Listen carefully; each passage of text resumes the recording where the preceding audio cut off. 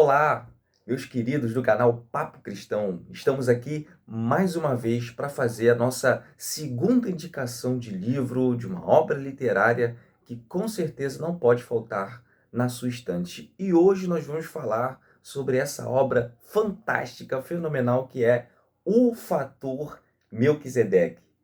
Essa obra é excelente e e sem sombra de dúvidas não pode faltar na sua biblioteca. Mas antes de partir para a nossa indicação, eu queria te dar aquele velho recado que você já sabe, né? Tem que se inscrever aí no nosso canal. Se inscreva para esse vídeo agora, para esse vídeo agora.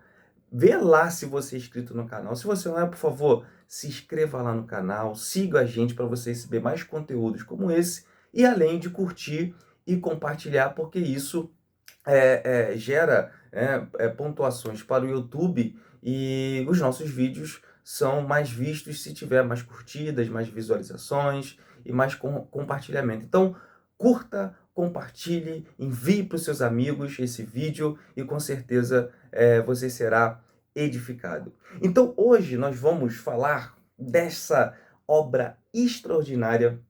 Eu adquiri há muitos anos atrás, quando estava iniciando os meus estudos teológicos, e também por indicação, e esse livro foi, assim, bem extraordinário para a minha história. Eu tive uma compreensão muito maior sobre culturas, sobre povos diferentes do meu, sobre regiões diferentes da minha, e como poderia encaixar dentro disso a pregação do Evangelho. Então, esse livro é extraordinário.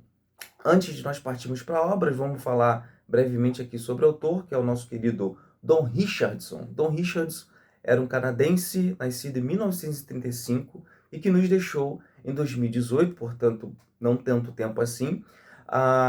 E ele era um missionário, e por isso que essa obra é excelente para esse tipo de assunto, né? Na verdade, a obra Fator Melquisedeque é uma obra de missiologia, escrita por um missionário, e o Don Richards teve um trabalho de muito destaque em povos de culturas bem diferentes, principalmente do Ocidente, em povos que viviam isolados. E além do seu trabalho missionário, Don Richardson também se destacou em seus trabalhos antropológicos e linguísticos.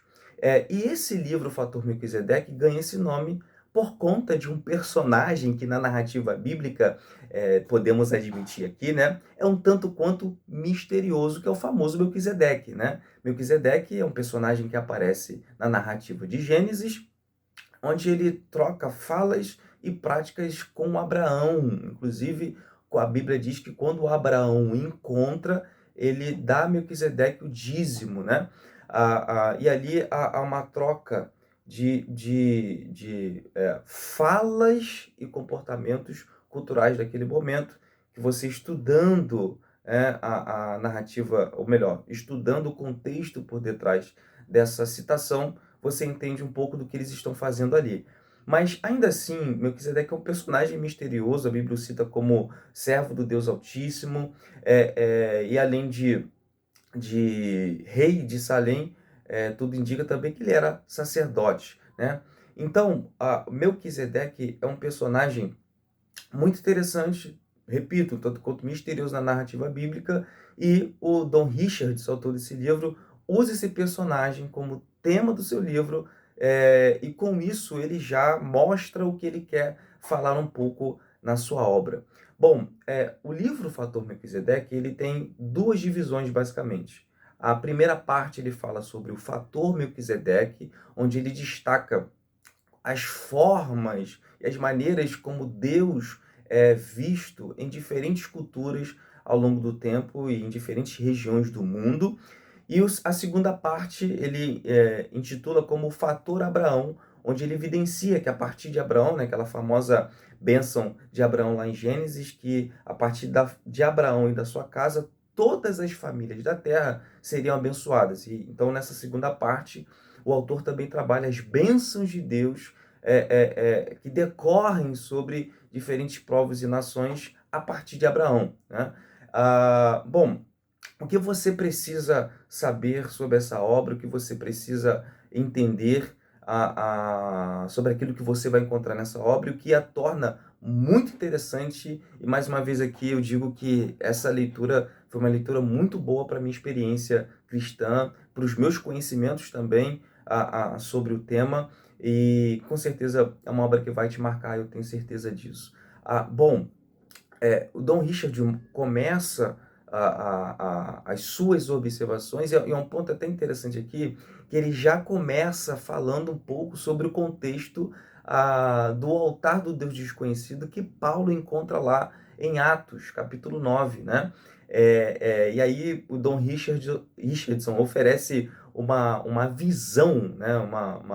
Uma interpretação sobre o contexto por detrás dessa passagem que Paulo prega sobre o altar do Deus desconhecido, né?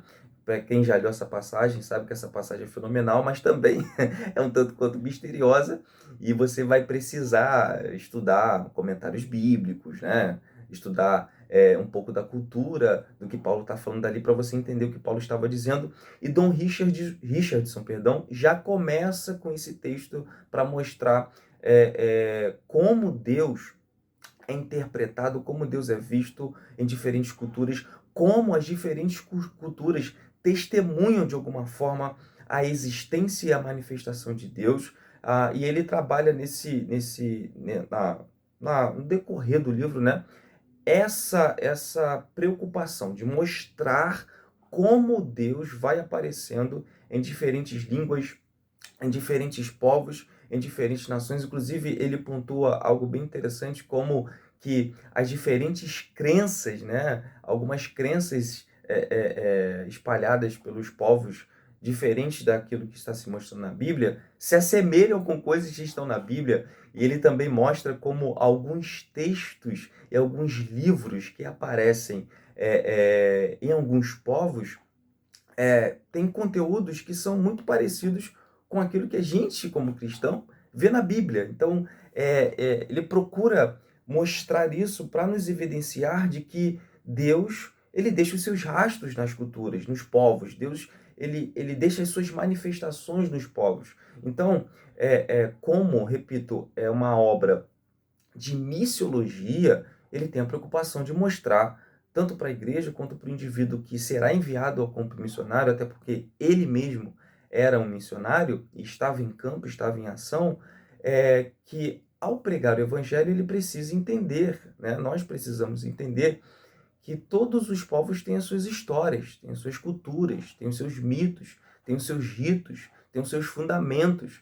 E é importante que a gente conheça. É uma coisa que ele trabalha também no livro, que nós que iremos pregar o evangelho, precisamos entender ou melhor, precisamos entender e conhecer a história dos povos para os quais nós estamos pregando. Isso é importante para a eficiência da pregação. Então, ele vai, inclusive, como ele é um missionário em campo também, ele vai citando experiências próprias, experiências pessoais, onde ele teve que pregar o evangelho para um povo não alcançado, para um povo que vivia isolado, e que muitas vezes aquilo que ele tinha para pregar da Bíblia, o povo ao qual estava ouvindo, né, estava sendo evangelizado, estava sendo alcançado, não conhecia, né? Era uma língua diferente da qual ele falava. Era uma cultura diferente daquilo que ele falava. Então, muitas vezes, esse é um ponto muito importante que ele usa, ele teve que utilizar pontos culturais daquele povo, pontos, histórias locais, regionais daquele povo, para poder contextualizar e pregar o evangelho, né? Às vezes a gente não imagina, né? Mas se nós ouvimos relatos, pesquisarmos, nós vamos ver que existem povos que não têm a Bíblia, não sabem exatamente quem foi Jesus, não sabem exatamente quem foram os apóstolos, não sabem exatamente todas as histórias e narrativas que nós temos em um livro que nós cremos que é a Bíblia, né? Então, muitas vezes, quando você vai se deslocar para um local isolado, né? Existe ainda hoje, em pleno século XXI, diversos povos que, principalmente Portas Abertas fala sobre isso bastante, né? Chamados de povos não alcançados, né? Povos que estão isolados aí, inclusive aqui no nosso Brasil, nosso país, no nosso continente, tem em diversos outros continentes, e a gente não faz ideia de que existem pessoas que não sabem quem exatamente foi Jesus. E é necessário que missionários e homens e mulheres de Deus sejam enviados a esses lugares. Porém, ao chegarem nesses lugares, nós precisamos falar a língua que esse povo fala para conseguir se comunicar a eles, né? Assim como foi a Bíblia, né? A Bíblia, ela foi escrita em uma língua e foi, claro, né, no seu primeiro momento, ela foi escrita em línguas que o público precisava entender e até hoje chega a nós por traduções, por versões que nós possamos entender na nossa língua. Assim também é a pregação do Evangelho. O Evangelho precisa ser pregado, né, a mensagem precisa ser fiel ao que está escrito, ao que Jesus ensinou, mas também deve ser contextualizado com alguns aspectos da cultura local, alguns aspectos dos costumes locais para que as pessoas que estejam ouvindo entendam o que está sendo pregado. E o Don Richards trabalha isso de forma fenomenal nesse livro. Então, basicamente, ele enfatiza informações ricas para uma boa missiologia, ele enfatiza a eficiência da pregação do evangelho e como também ele enfatiza como o cristão deve dialogar com diferentes culturas existentes pelo mundo.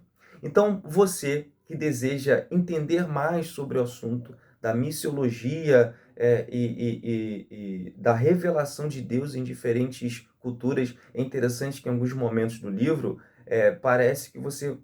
Parece não, você tem contato com um pouco de ciência da religião, com um pouco de fenomenologia, mas que fique bem claro aqui, a obra Fator Melquisedeque é uma obra de missiologia. Ela não é uma obra de ciência da religião, nem de fenomenologia da religião, embora tenha um pouco disso também dentro da obra. Mas a ênfase é uma ênfase missiológica.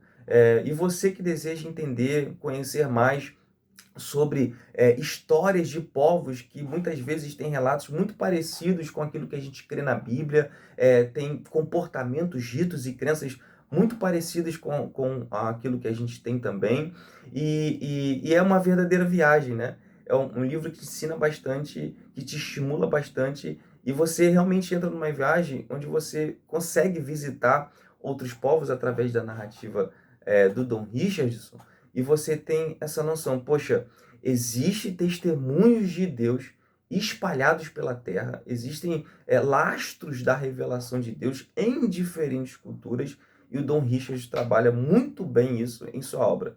Então, essa foi a nossa indicação, a nossa segunda indicação de obra, de livro, que você tem que ter na sua biblioteca, que eu indico para a sua leitura, e tenho certeza que você terá uma leitura muito rica e muito proveitosa. Mais uma vez, não se esqueça de se inscrever, de curtir, compartilhar, divulgar os nossos conteúdos, para que cada vez mais possamos fazer um trabalho aqui com eficiência. E quero mais uma vez reforçar para você: compre essa obra, adquira essa obra, e você vai perceber o quanto que essa obra vale a pena ter na sua biblioteca. Então, tenha uma boa leitura, tenha bons estudos e um grande abraço.